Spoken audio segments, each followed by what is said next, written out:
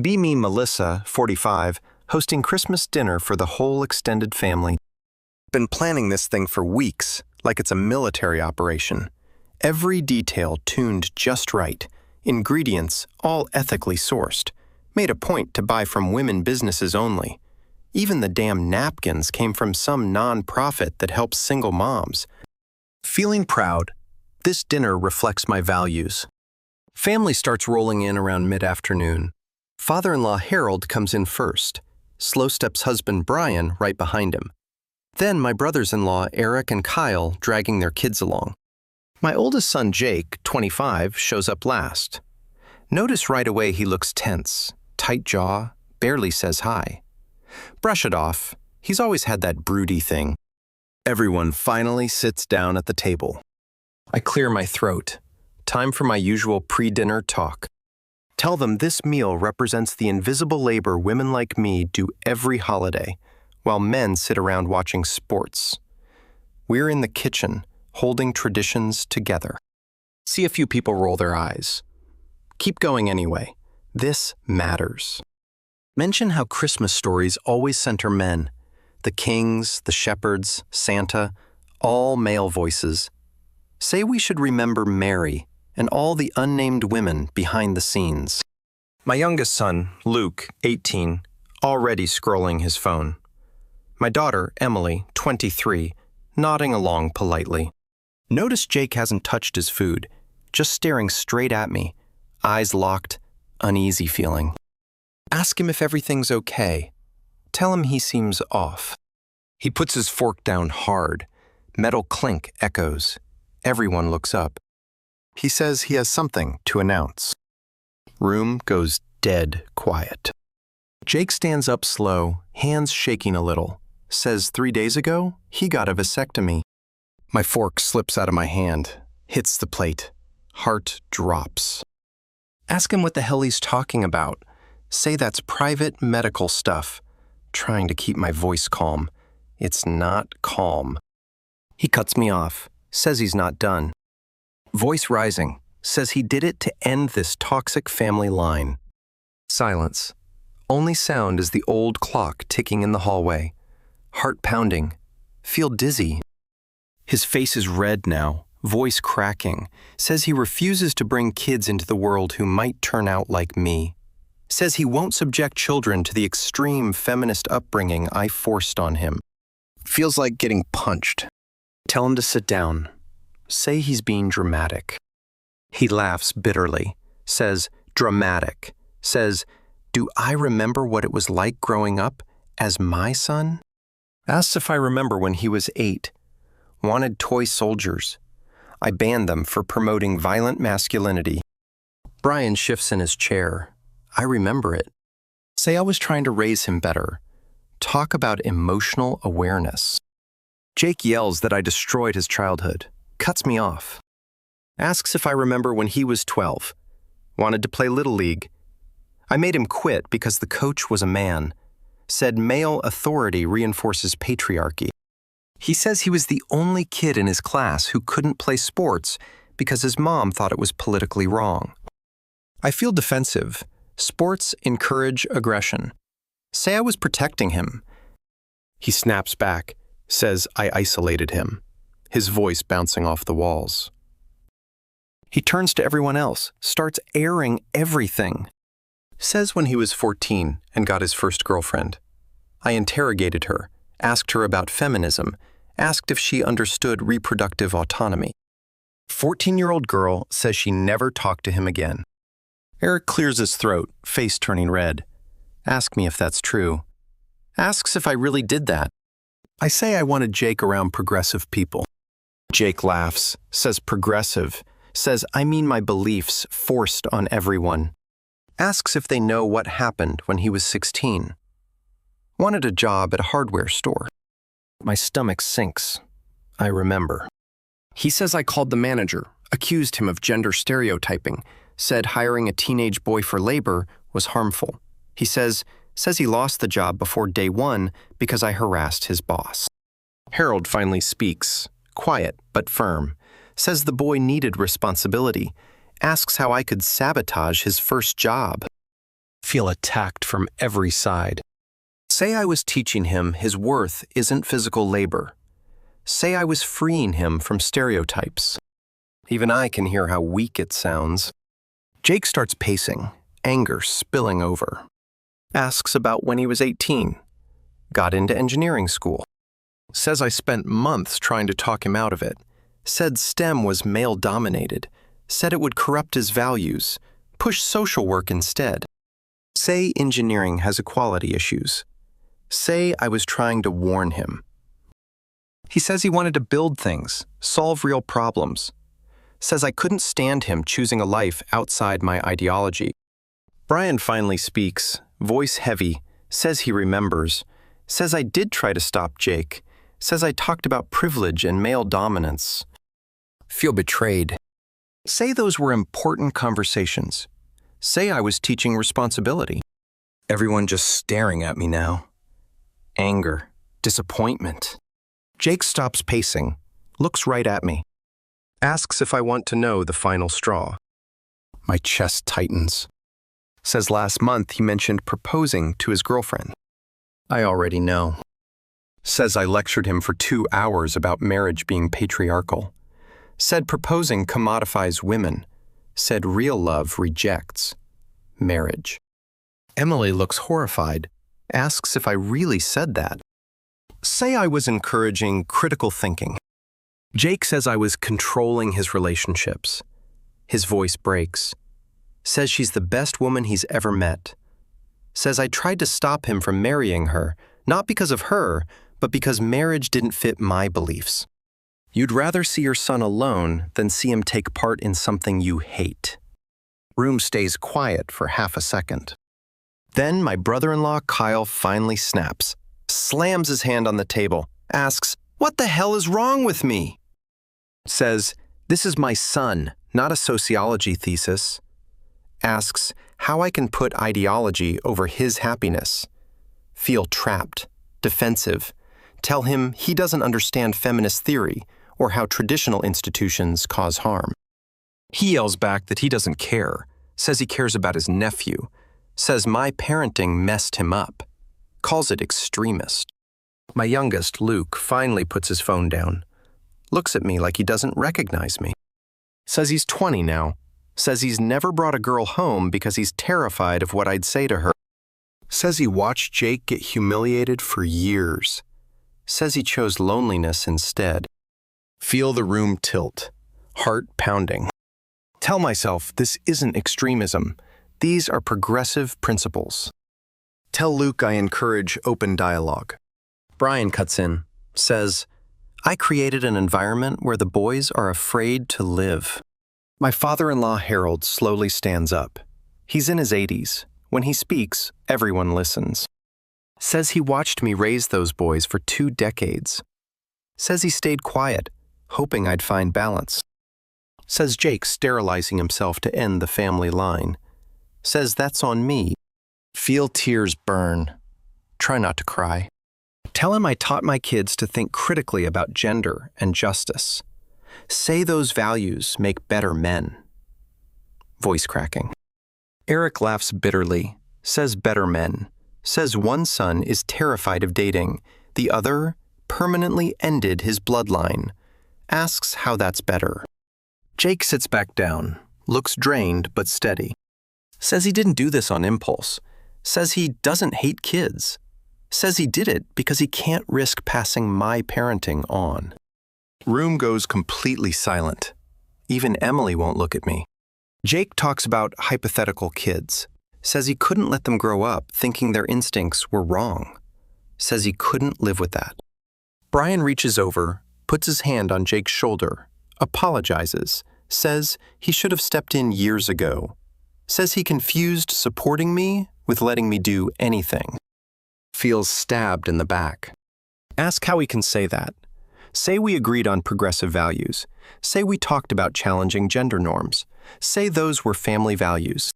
Brian shakes his head, says yes to teaching equality, says no to destroying normal development, says there's a line, says I crossed it, says he was afraid to fight me. Harold clears his throat again, says, When Jake was little, he'd visit them every weekend. Says the kid begged them not to tell me what they did. Games, movies. Says a 6-year-old learned to hide from his own mother. I remember those visits. Thought Jake was just exploring perspectives. Say I was broadening his worldview. Harold cuts me off. Says I taught him his nature was wrong. Jake looks around at the men, thanks them. Grandpa teaching tools, uncle showing how to fix a tire, another uncle taking him fishing, dad sneaking sports when I wasn't home. Feel nauseous. Realize they all went behind my back. Accuse them of undermining me. James says they were saving his sanity. Says clearly they failed. Emily finally speaks, voice soft but hurt. Says she always wondered why Jake seemed restricted. Says she thought it was oldest child stuff. Says now she sees I treated him like a project. Luke nods. Says he remembers Jake wanting football. Says I made him write a paper instead about concussions and masculinity. Says Jake never played a single sport. Jake's girlfriend Hannah finally speaks. Says Jake told her about his childhood. Says she thought he exaggerated. Says tonight she understands. Says he's scared of repeating patterns. Feel my reputation collapsing. Tell Hannah I wanted Jake emotionally intelligent. Tell her I wanted him aware of power dynamics. Say those matter in a partner. She looks at me with pity, says Jake is intelligent, says he's also terrified of making choices, says he asked permission before ordering a beer, says that's not awareness, says that's anxiety from control. Eric slams his fist, says enough, says look what I've done, says one son sterilized himself, one son won't date, daughter is questioning everything, asks if I'm proud. Feel desperate. Say I taught critical thinking. Say I challenged harmful traditions. Say the world is unjust. Jake stands up again, voice calm. Cold says, do I know what he learned from me? Says he learned my beliefs mattered more than his happiness. Says he learned normal childhood was dangerous. Says he learned his instincts were wrong. Those words hurt more than the yelling. Tell him that wasn't my intention. Say I wanted him to have options. He says no. Says I didn't give options. Says I gave rules. He says every interest he ever had. I found some political reason it was harmful. Every friend he made, I picked apart for power dynamics. Brian just keeps shaking his head. Looks like he's watching something die. He says, remember when Jake was 11, wanted to join Cub Scouts? I refused. Said it had militaristic vibes. Said it pushed conformity.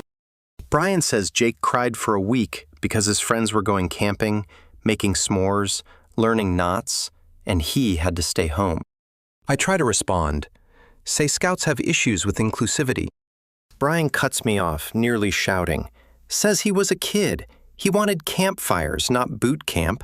Says I couldn't separate a child's adventure itch from my constant analysis. Harold looks like he's finally had enough. Steps forward a little, voice heavy. Says there's something he should have told me years ago. Says he raised 4 boys, back when men weren't allowed to feel anything. Says he messed up plenty, but he never made his sons scared to be themselves. Feel the tears start again. This feels so unfair. Tell him I was trying to do better than older generations. Tell him I wanted sons who understood consent, equality, justice. Say that's an upgrade over old-school masculinity. Harold nods once. Says understanding those things is good, but not when it breaks basic human development. Says Jake should have been allowed to play like a normal kid without commentary. Says he should have been able to like things without ideological interference. Says, I treated normal childhood like it was propaganda. Kyle looks at his own teenage boys, tells them to listen. Says, their cousin didn't get to develop naturally. Says, I thought I was protecting him, but I smothered him. Says, this is why you don't let politics run every inch of parenting. Feel myself shrinking. Even my nephews are being aimed like weapons at me. Tell Kyle I don't appreciate him turning my family's pain into a lesson. One of his sons speaks up quietly, says, "This isn't politics." Aunt Melissa says, "This is Cousin Jake being so miserable, he permanently altered himself." Jake pulls out his phone, brings up a document, holds it out like evidence. Says he wants everyone to see it's real. Says it's the consultation paperwork where he had to explain his reasoning to the doctor. Says he wrote that he wanted sterilization to prevent psychological harm to future kids. Seeing it makes it feel final, like a door welded shut. I hear myself say it out loud. "Jake, this is permanent. You can't just undo it.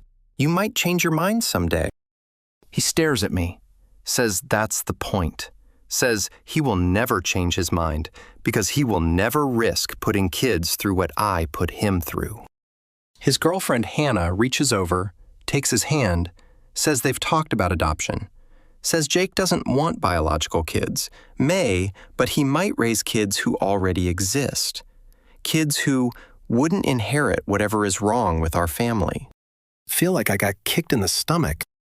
Tell Hannah that's cruel. Say we aren't dysfunctional. We're socially aware. She looks right at me, says, "My son sterilized himself to get away from my influence." Says, "If that isn't dysfunction, then what is Luke?" Suddenly speaks up, more emotion than I've heard from him in years. Says, "Mom, I need to tell you something too." Says he's been seeing a therapist since he started college.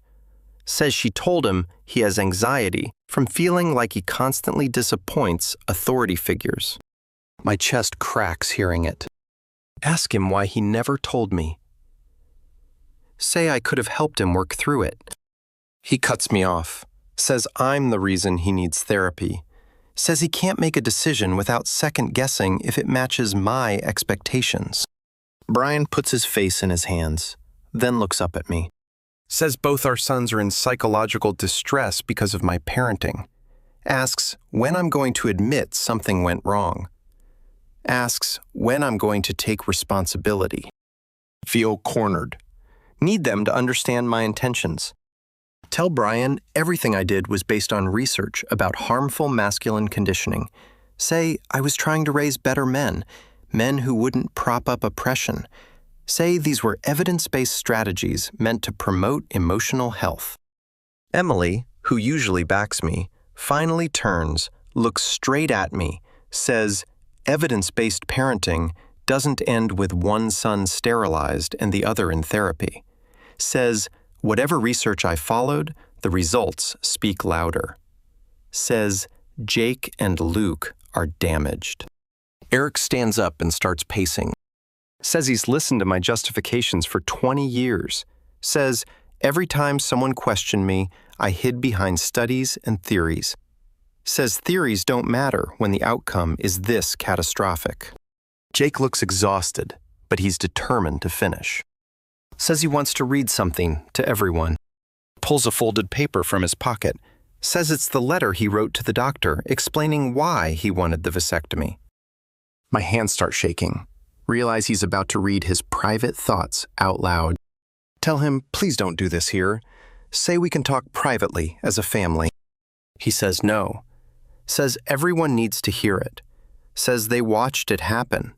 Says they deserve the full scope of what my parenting did. He unfolds the paper, starts reading in a steady voice.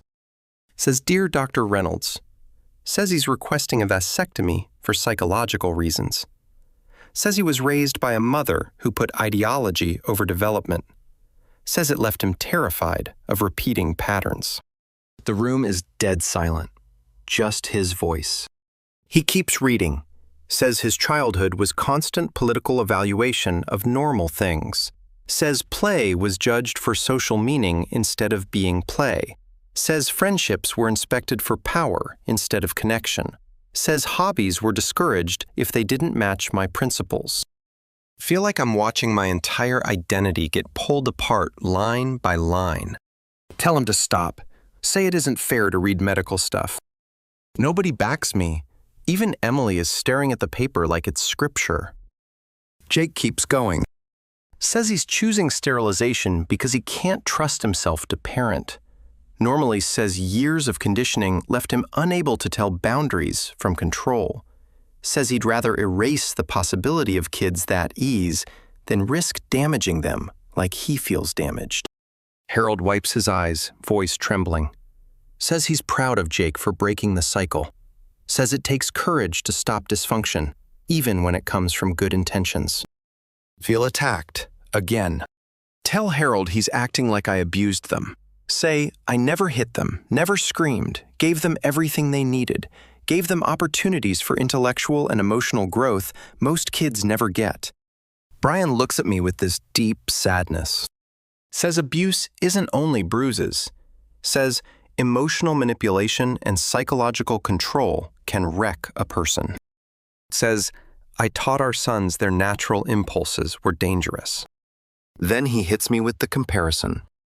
Says, how is that different from religious fanatics telling kids normal desires are sinful? That comparison lands like a slap.